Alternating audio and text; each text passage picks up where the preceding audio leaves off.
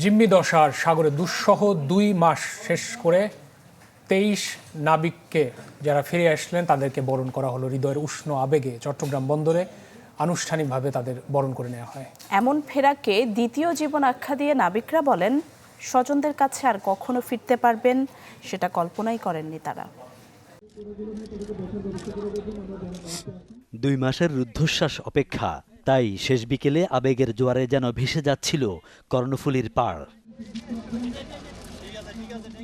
মঙ্গলবার বিকেল 4টার পরপরই 23 নাবিককে বহনকারী জাহাজ এমভি জাহানমণি 3 কুতুবদিয়া থেকে পৌঁছায় চট্টগ্রাম বন্দরের এনসিটি জেটিতে।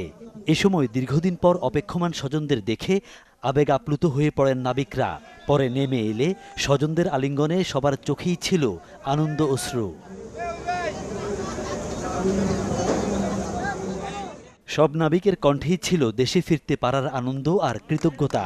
প্রতিটি ক্ষণে প্রাণ শঙ্কায় থেকে এমন ফেরাকে দ্বিতীয় জীবন উল্লেখ করে নাবিকরা বলেন, এভাবে স্বজনদের দেখা পাবেন কখনো কল্পনাই করেননি তারা। তো আমাদের সবাই সুস্থ আছে, অক্ষত আছে।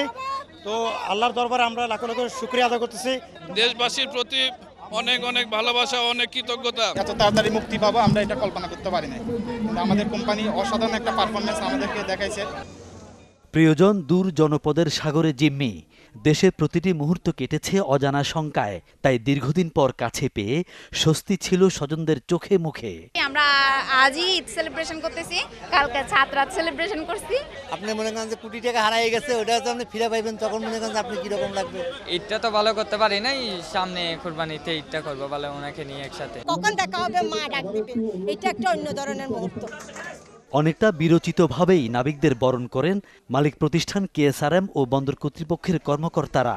ছিলেন সিটি মেয়রও। আমরা যেভাবে চেয়েছিলাম আমাদের নাবিকদেরকে সুস্থ শরীরে, স্বাভাবিকভাবে এবং প্রফুল্ল চিত্তে ফিরিয়ে আনার, আমরা ওটাতে সাকসেসফুল হয়েছি। বাংলাদেশ সরকার, মাননীয় প্রধানমন্ত্রী, যারা যারা আমাদের সাথে ছিলেন, যারা আমাদেরকে হেল্প করেছেন, এবং মাননীয় পররাষ্ট্রমন্ত্রী, মাননীয় শিপিং মিনিস্টার, ডিজি শিপিং, সবার কাছে আসলে আমার মনের অন্তর থেকে অসংখ্য ধন্যবাদ। ইট ওয়াজ এ ভেরি ভেরি সাকসেসফুল একটা অপারেশন।